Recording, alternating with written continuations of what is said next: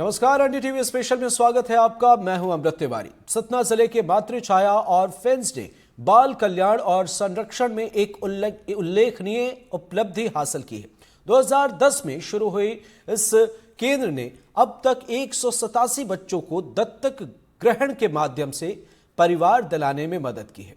इनमें 16 बच्चों को विदेशों में एडॉप्ट किया गया, जबकि एक बच्चे का एडॉप्शन प्रोसेस वर्तमान में जारी है। एक खास रिपोर्ट आपको दिखाते हैं।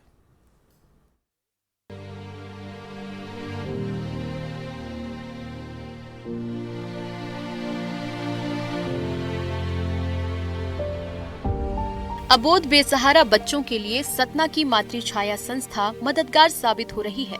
ये संस्था बच्चों को अपने पास रखकर बचपन में उन्हें माता पिता जैसा प्यार देती है और फिर सेंट्रल एडॉप्शन रिसोर्स अथॉरिटी और महिला एवं बाल विकास विभाग की सहायता से बच्चों को दत्तक ग्रहण करवाती थी।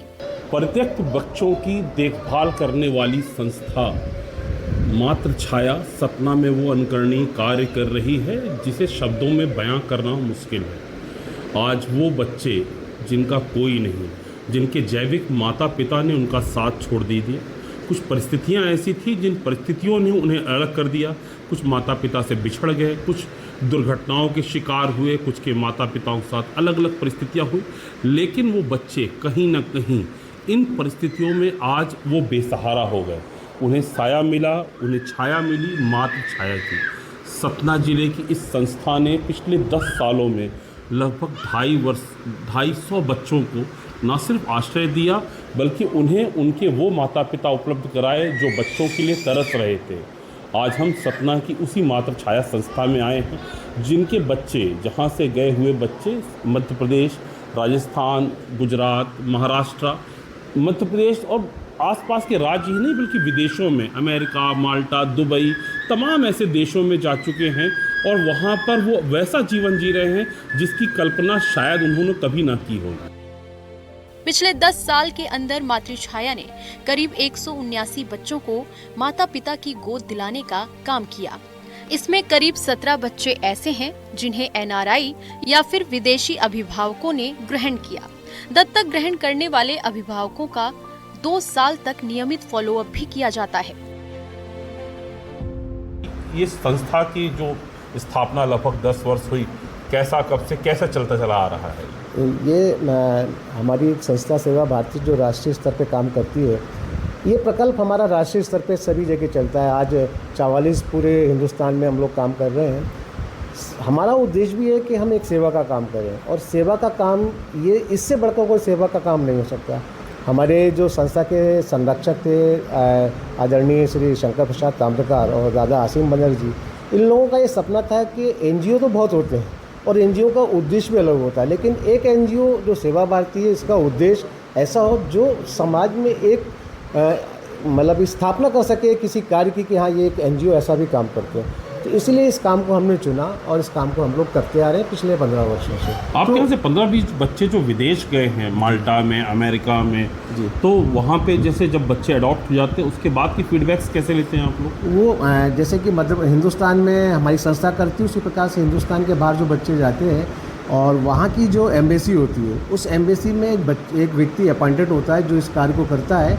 हर 6 महीने में वो व्यक्तिगत फिजिकली जाकर उस बच्चे का पूरी प्रोफाइल चेक करता है और उसका फीडबैक बना के भारत सरकार को भेजता है, भारत सरकार हमको भेजती है। संस्था गोद लिए गए बच्चों का 2 साल तक नियमित फॉलोअप भी लेती है। जिले में मातृ छाया संस्था की नींव साल 2010 में रखी गई थी। तब से लेकर अब तक 249 से अधिक बच्चे इस संस्था में आए। बच्चों की देखरेख करने के बाद संस्था ने सबका कारा पोर्टल में रजिस्ट्रेशन किया। इस पोर्टल के माध्यम से दत्तक चाहने वाले निसंतान दंपति भी अपना पंजीयन कराते हैं। इसके बाद भारत सरकार प्रतीक्षा सूची जारी करती है। रजिस्ट्रेशन के बाद पूरे देश की संस्थाओं में उपलब्ध बच्चों की जानकारी दी जाती है। रजिस्ट्रेशन करने वाले दंपति अपनी आईडी और पासवर्ड से हर महीने अपना क्रम जांचते हैं। जैसे ही नंबर आता है, भारत सरकार उन्हें संपर्क कर दत्तक ग्रहण करने की प्रक्रिया की जानकारी देती है। इस क्रम में 2 से 3 साल का वक्त लगता है। ऐसी क्या स्थितियां, परिस्थितियां थी किन चीज़ों से आप प्रोत्साहित हुए और किन चीज़ों से कहीं ना कहीं निराश हुए? पहले 2014 से पहले जब नरेंद्र मोदी जी की सरकार नहीं थी तो ये हम लोगों का अपना नियम था, मतलब सेवा भारती का नियम था कि बच्चे हमारी संस्था में आएंगे तो हम क्रम से ही बच्चों को देंगे। लेकिन कुछ हिंदुस्तान में कुछ संस्थाएं ऐसी थीं जो इसका दुरुपयोग करती थीं। इस कारण से नरेंद्र मोदी जी ने इस योजना को ऑनलाइन सिस्टम में डाला, और ऑनलाइन सिस्टम में डालने से हम लोगों को जो सबसे बड़ा फ़ायदा हुआ कि अब हमको किसी का प्रेशर नहीं झेलना पड़ता है। पहले प्रेशर ऐसा रहता था कि किसी बड़े अधिकारी का या बड़े किसी राजनेता का फ़ोन आता था कि यार इसको फ़ोन बच्चा देना है, तो हम लोग थोड़ा सा उसमें लग जाते थे। लेकिन आज जो प्रोसेस है उस प्रोसेस में हमको ज़रा भी संकोच नहीं लगता है। भारत सरकार तय करता है कि किस व्यक्ति को कौन सा बच्चा देना है। और सतना जो है एक इंडस्ट्रियल एरिया है और यहाँ पर सामाजिक संस्थाएं बहुत सारी काम करती हैं। हमने भी जब ये काम शुरू किया था तो निश्चित है कि हमको लगा था कि इतना बड़ा काम है, हम कैसे कर पाएंगे। लेकिन जैसे जैसे समाज के पास हम जाते गए, समाज का हमको सहयोग मिलता रहा। आज मैं ये कह सकता हूँ कि मातृछाया में 50% जो भी चीज़ आप देख रहे हैं वो समाज की दी हुई चीज़ है। तो समाज से हमको आज भी सहयोग मिलता है। कभी हमको एहसास नहीं हुआ, चाहे वो कोरोना काल हो चाहे वो कोई भी काल हो, हमने हर समस्या में समाज का सहयोग लेकर काम किया और बहुत अच्छा सहयोग हमको यहाँ के लोगों का मिलता है। मातृछाया ने बेसहारा बच्चों को न केवल दत्तक के माध्यम से माता पिता की गोद दिलाने का काम किया, बल्कि 30 बच्चों को उनके जैविक माता पिता से भी मिलाने का काम किया।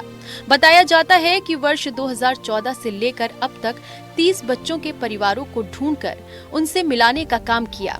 ये बच्चे उन्हें पुलिस या फिर बाल कल्याण समिति के माध्यम से मिले थे। तो आप देखते हैं बच्चों को, देखते हैं तो सवेरे कितने बजे से आ जाते हैं आप लोग? सर 8 बजे आते हैं। सुबह 8 बजे से रात तक रहते हैं आप लोग? नहीं, 3 शिफ्ट रहती है। 3 शिफ्ट में लोग आते हैं यहाँ पर। अभी हम लोग 8 बजे आए हैं, 2 बजे चले जाएंगे। अच्छा, बच्चों के साथ अपने आप को कैसे जोड़ पाते हैं? क्योंकि इतने अबोध बच्चे होते हैं, ना कुछ जान पाते हैं, ना समझ पाते हैं और ना कुछ बता पाते हैं। तो बच्चों को हम अपने बच्चों की तरह मानते हैं, उनको अपने बच्चों की तरह ये सब कुछ करते हैं। क्योंकि वो कुछ बोल बता नहीं पाते हैं, अलग अलग भाषाओं के हैं, कौन सा किस राज्य का है, किस भाषा को जानता है, किस बोली को जानता है, उसकी बातों को समझने में कठिनाई होती है।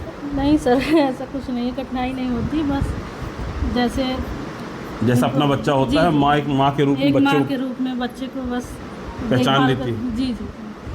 हमारे साथ यहाँ पे संस्था के केयरटेकर भी हैं। क्या नाम है सर आपका? धर्मेंद्र जी, कितने सालों से जुड़े हुए हैं? 2017 से यहाँ 2017 से कर रहे हैं। अभी वर्तमान में लगभग 10 बच्चे हैं आपके पास। क्या अनुभव रहे हैं आप लोगों के इन बच्चों के साथ में? क्या समस्या, क्या आप मतलब प्रैक्टिकल समस्याएं क्या पाते हैं? तमाम उपलब्धियां तो बड़ी बड़ी होती हैं, लेकिन इस बारों में बोलना बहुत सहज आसान होता है हमारे आपके लिए, सबके लिए। लेकिन जो आप लोग प्रैक्टिकली काम करते हैं 24 घंटे इन बच्चों के साथ, जो कुछ बोल नहीं पाते, सोच नहीं पाते, समझ नहीं पाते, उनको कब खाना है, कब उनको अपनी दैनिक नित्य क्रियाएँ करनी हैं, कैसे उन सबको मैनेज कर पाते हैं? उसके लिए लगभग टाइम टेबल सबका फिक्स है कि जैसे छोटे बच्चे हैं वो अगर बहुत ही कमज़ोर है तो 2 घंटे में उसको दूध देना, और थोड़ा सा हेल्दी है तो 3 घंटे में दूध देना। ये लगभग प्रक्रिया उनकी अपन ने तय कर रखी है। उसके बीच भी अगर वो रोता है तो फिर देखते हैं कि भाई क्या समस्या है, क्यों रो रहा है। अगर डॉक्टर ही लायक होगा तो उसको दिखाते, बुखार है कि बाथरूम कर लिया, कि ऐसी सारी चीज़ें। बाकी दूध पीने का उसका 2 घंटे का है। समस्या थोड़ा सा उन बच्चों में आती है जो बहुत कमज़ोर। अब एक बच्ची आई है अपने पास, 1400 ग्राम की बच्ची आई थी। अब उसको हाथ में लेने में डर लगता है। वो पता नहीं वो कैसे कैसे बढ़ी है। वो भी यही लोग बड़ी सेवा की है उनकी, तभी वो। अभी एक जन बता रहे थे कि एक बच्ची को चींटियों ने बहुत बुरी तरह से काट लिया था। सीधी से आया है वो बच्चा, 1 महीने का है, एकदम पूरे शरीर में चींटियाँ कटी हुई हैं। अब देखने में डर लगता है बच्चों को, पर करती है बड़े प्रेम से। तो 1 महीने के अंदर बच्चे इतने स्वस्थ हो जाते हैं कि जैसे ताजे आज के ही बच्चे हों। सेवा भारती संस्था द्वारा संचालित मातृछाया के प्रमुख प्रदीप सक्सेना ने बताया कि उन्हें 1 दिन से लेकर कुछ वर्ष के बच्चे तक प्राप्त होते हैं, जिन्हें वो 6 साल तक अपने पास रखते हैं। इस दौरान पूरी कोशिश की जाती है कि या तो उन्हें उनके जैविक माता पिता या फिर ब्लड रिलेशन वालों से मिलवाया जाए।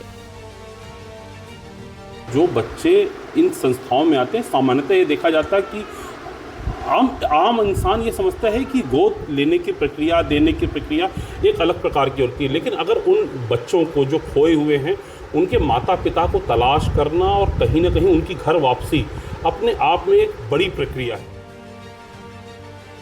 उन्हें हम एक जटिल प्रक्रिया के बाद कारा पोर्टल के माध्यम से दत्तक दिलाने का काम करते हैं। कि जो आंकड़े नीचे मैं देख रहा था उसमें एक जो डाटा था वो घर वापसी वाले बच्चों का था। ये घर वापसी क्या होता है? ये जो बच्चे, जैसे सतना एक बहुत बड़ा जंक्शन है और यहाँ पर सारी ट्रेनें सुबह आती हैं और सारी ट्रेनें शाम को जाती हैं। कुछ बच्चे ऐसे होते हैं जिनके माता पिता सो जाते हैं और बच्चे उतर जाते हैं, तो ऐसे बच्चों को जीआरपी थाना या आरपीएफ थाना हमको बच्चा देता है। हमारा मकसद बच्चों को गोद देना नहीं है, हमारा मकसद बच्चों को उनके माता पिता को देना है। माता पिता नहीं मिलते हैं उसके बाद हमको नए माता पिता के रूप में उनको गोद देने का काम करना पड़ता है। तो जो बच्चे पहला प्रयास ये होता है कि अगर उनके माता पिता मिल सके। हमारे पास जो एक दिन का बच्चा भी आता है तो हमारी पूरी टीम उस जगह पे जाती है, उसको फिजिकली रूप से पूरा चेक करती है कि कहीं बच्चा किसी ने गुमा तो नहीं है, किसी ने चुराया तो नहीं है। अगर कोई ऐसा व्यक्ति मिलता है तो सारे कागजात हम लोग लेने के बाद में उस बच्चे को उन माता पिता को सौंपने का प्रोसेस CWC के माध्यम से या महिला बाल विकास के माध्यम से करते हैं।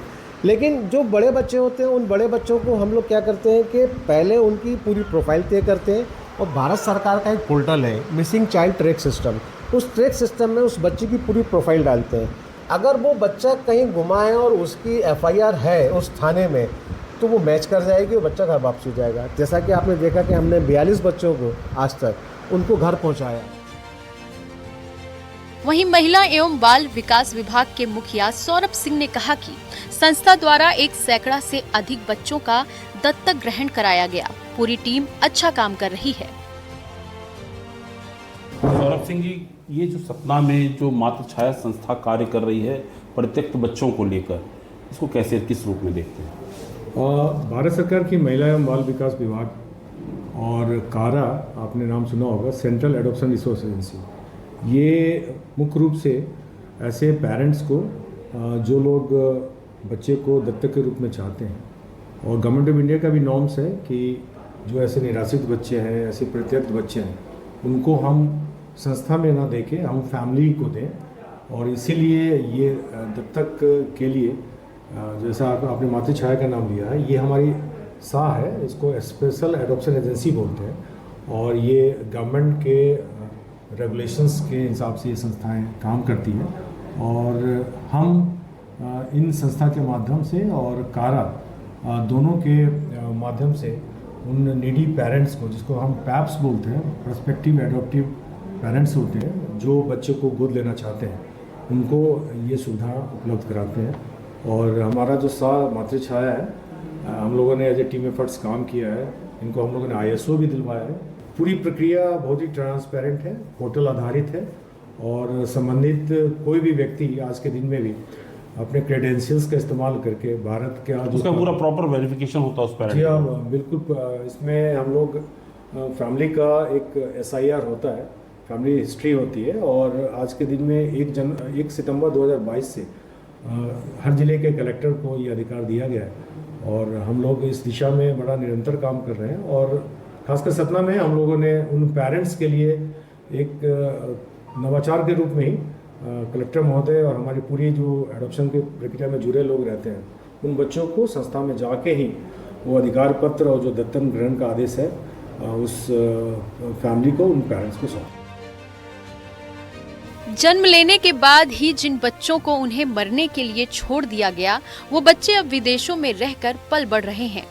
इस बात की उम्मीद भला उनके जैविक माता पिता ने भी नहीं की होगी कि उन्हें वो अनाथ बनाकर फेंक रहे हैं। उनके दिन इस प्रकार बदलेंगे कि वो अमेरिका, स्पेन, दुबई, माल्टा और इटली जैसे देशों में रहेंगे। फिलहाल मातृ छाया के आंकड़े बताते हैं कि 16 बच्चे विदेशों से अडॉप्ट किए गए। कुछ बच्चे NRI ने अडॉप्ट किए, जबकि कुछ विदेशी दंपतियों ने गोद लिए, जिनकी मॉनिटरिंग भारतीय दूतावास के माध्यम से होती है।